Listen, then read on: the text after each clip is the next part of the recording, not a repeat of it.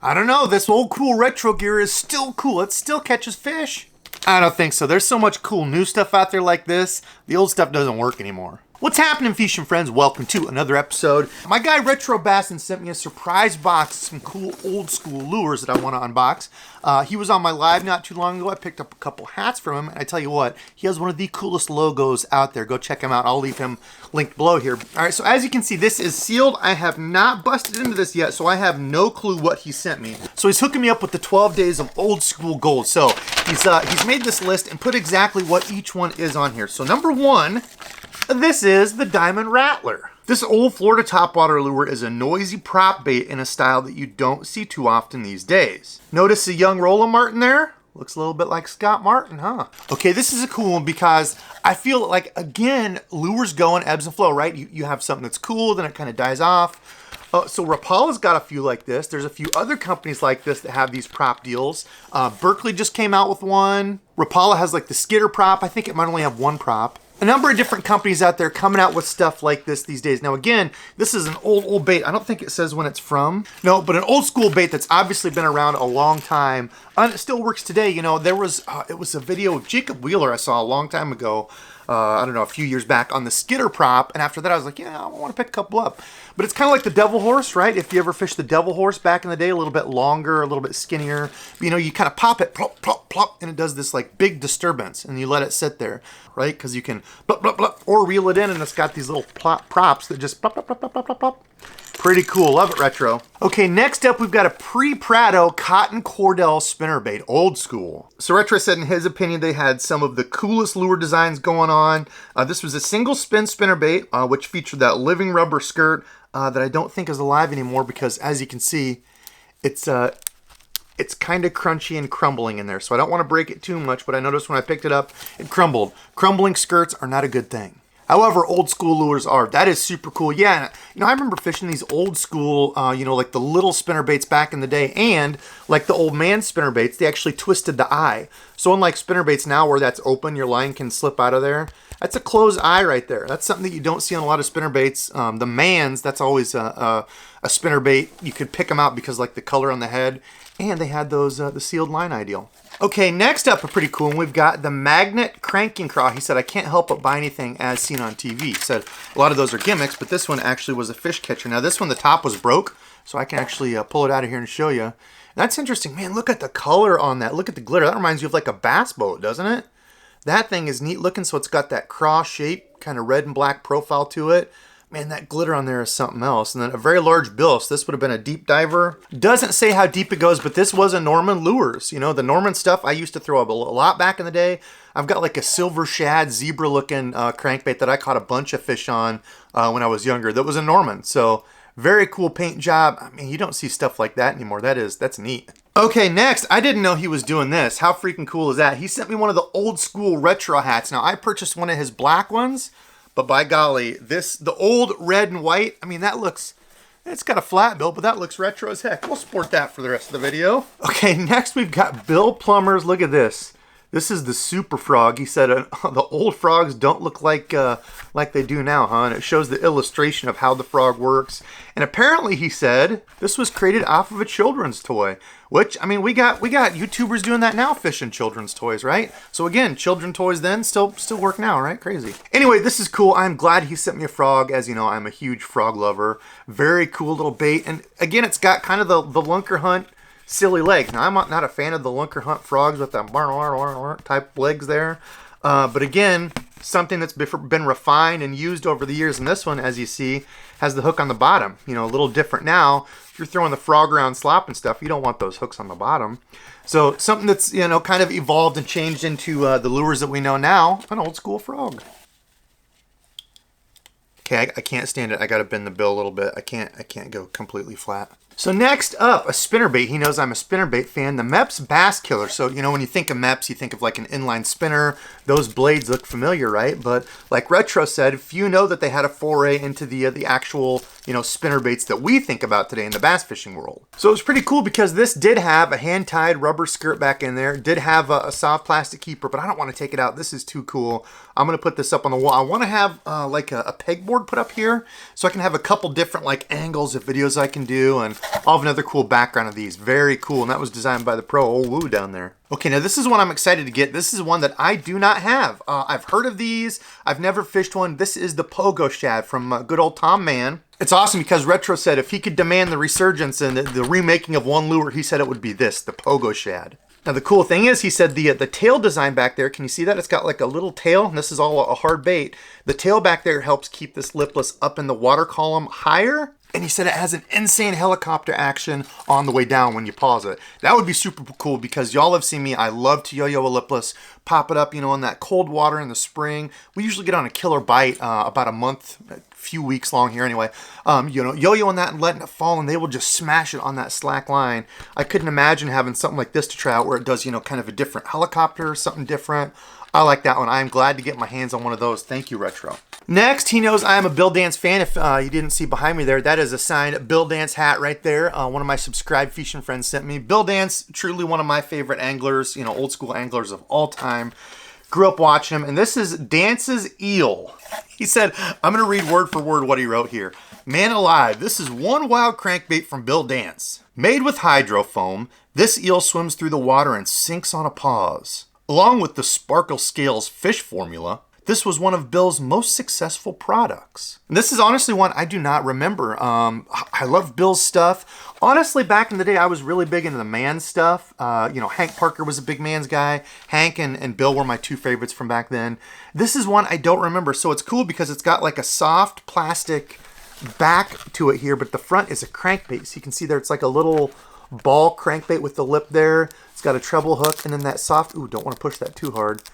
That soft plastic rear end. That is a cool one. I love anything from Bill Dance. That actually needs to go right up by his hat here. You see it? Yeah, right there, right there.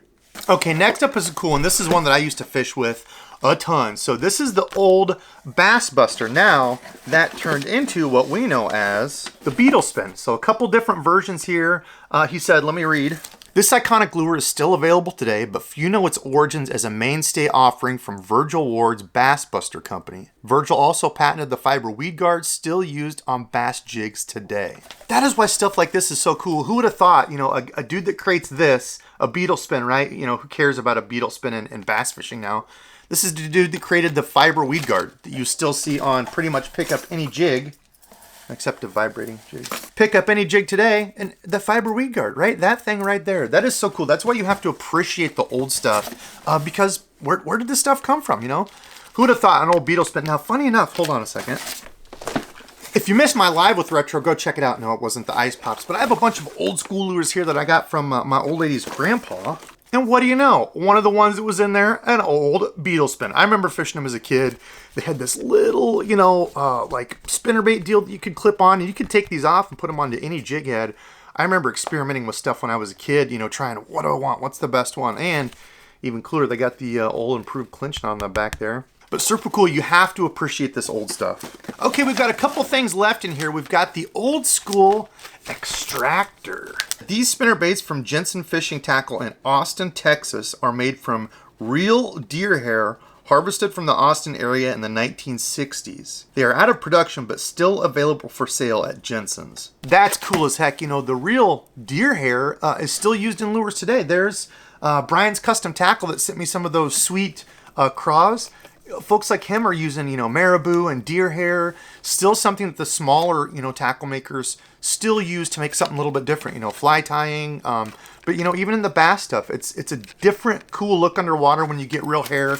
It just kind of flows with the water. It looks a lot different than like a silicone skirt, you know, even living rubber. Hair just looks... It looks different. It's a great cold water deal. You hear about the guys up north using hair jigs, you know, smallies and stuff like that. But I remember using hair jigs or watching Dad use them. I sucked at it, but watching Dad use hair jigs for walleye and stuff. So something that definitely works. It's cool to see, you know, the old things that are discontinued like this. Retro sent some sweet stickers. Like I said, he has truly one of the coolest decals in the biz. I mean, look at that. That thing is... He nailed it. He nailed it. And his theme song, my guy Philip Cheek is like, Debo, you got to sing the Retro theme song. I'm not going on here. I'll link him below. Check out Retro's theme song. It's a blast from the past. I love it. Okay, last up, this actually fell out of the package, which is cool because we can look at it here. This is the Hedden Xeris Mouse. So you can see it's got the weed guard back here, like the wire, and it's got a single hook. It's got the little mouse tail. It's got some rattles in it. This thing is wild. And that's exactly what he said. This is a wild discontinued lure from Heddon. I have no doubt it would get smashed by a bass today, but what are the odds it would hook one? Great point with that one hook just like hanging out back here. There's no movement to it. It's hard. It doesn't move. Yeah, probably not going to have the best hookup ratio unless you get that bass that comes straight from behind and grabs it like this. Now, we know with plastic or, soft plastic frogs, that hookup is hard. A lot of times they're just swiping at that topwater bait. I would assume you'd walk this kind of like a spook or something, but yeah, probably have a pretty crummy hookup ratio on it, but still super cool lure. Since Retro kicked us off in this old school tackle stuff, check out a couple of these other old ones that I had from my old lady's grandpa. This is the Lazy Ike. Used to be made in Fort Dodge, Iowa, an Iowa company here. So some of you might call these a flatfish. I always called them a Lazy Ike up here because that's what we had and fished. Look at that, dude. It's a weird looking crankbait. It's cool. I used to catch a lot of fish on one of these. I had a little brown and orange one. Very cool lure. You don't see them where they're like the crankbait's all one deal. Usually it has like a plastic lip and then some sort of body that was manufactured, right? But this is all one piece. This is all one solid piece, a solid lure, and it goes just like this in a weird little action. Speaking of old Roland Martin, look at that handsome fella. Gosh, he was a handsome dude. I didn't watch Roland Martin a lot. I knew of him. But again, Hank, Mr. Dance, Shaw Grigsby, I watched quite a bit back in the day. But definitely knew Roland. A great angler. He used to be with the Blue Fox stuff back in the day, if you remember. But it's pretty cool because all this old stuff, or most of it, you'll see was made in the USA. You don't see that a ton these days. But this was, again, going back to the hair. Is this deer hair? It just says hair, but how cool is that? So it said this is designed to catch bass in the weeds, not get hung up.